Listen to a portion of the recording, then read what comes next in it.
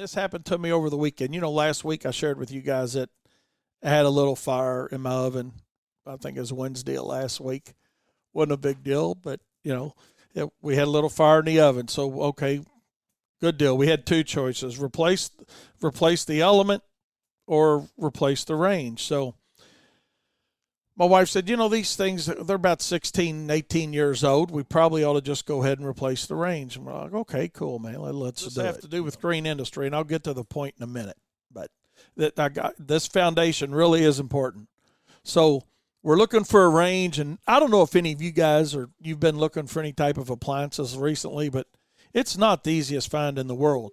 We find a range, and while we're there, Jane decided that, hey, let's go ahead and get a microwave. They tell us it's going to be toward the end of October. So we went ahead and paid for it. The oven deal happened on Wednesday. Thursday night, we get home from work, and Jane says, I don't think our refrigerator's working.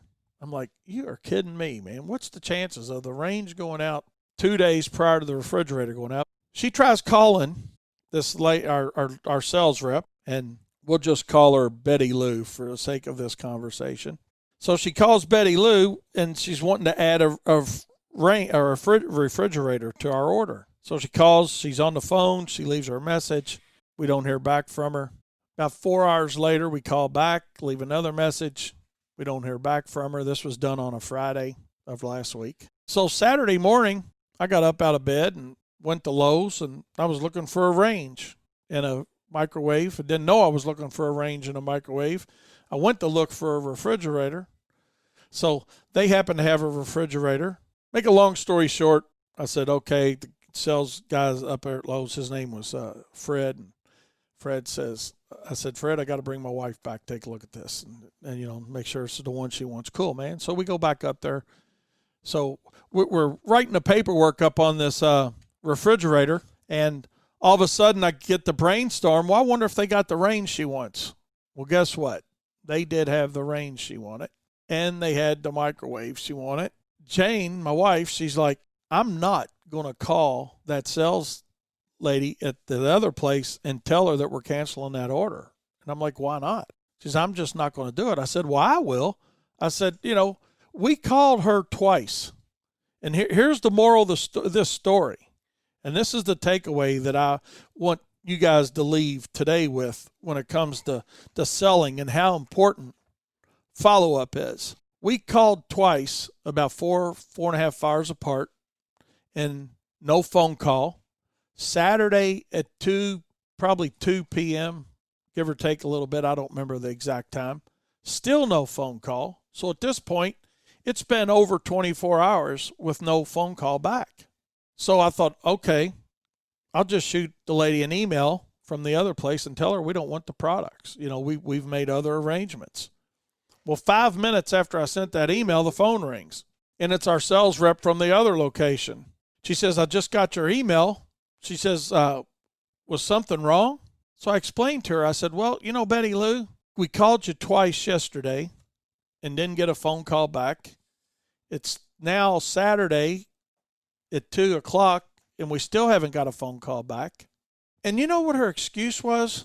And it's a halfway legitimate excuse to a certain extent. And that's what I want your opinion on. I want your opinion on this. If I did the right thing by switching and ordering from somebody else, and I didn't order from somebody else just because I was going to get the products 7 days sooner, I was frustrated because she hadn't followed up. But her excuse was this. Wayne, I've been off with surgery for 30 days. I had 75 phone messages. I still haven't got to your phone message. I didn't know you had called. First of all, why isn't some of her colleagues helping her? If she's off for 30 days, why isn't some of her colleagues helping her? That's the main part of that I don't understand. Is that a legitimate excuse? I've got sympathy for her that she had surgery and she was off 30 days. But I'm like, Betty Lou, why'd you respond to the email so fast?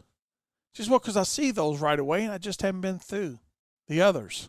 How do you have 75 phone calls to make up? I told her, I said, And this is honestly something that I think is very important, for you as well. When you come back in during the day, hopefully you don't have 75 voicemails to deal with, but regardless of the number, something that we found worked very well. Instead of, if you got 10 phone calls, let's say, let's don't go back to number 10 and start with 10. That's what I used to do. If you've got multiple messages, start at the most recent message. And that's what I was told her. I said, don't try to catch up from 75 down. And don't you try to catch up from 10 or 15 down, because the person that called you 2 hours ago or 3 hours ago, they've probably continued calling somebody else and got somebody. Your best chance of success with that phone call is going to be hooking up with the person that called you most recent. They might still be waiting. And I think that's the takeaway from that particular sales story,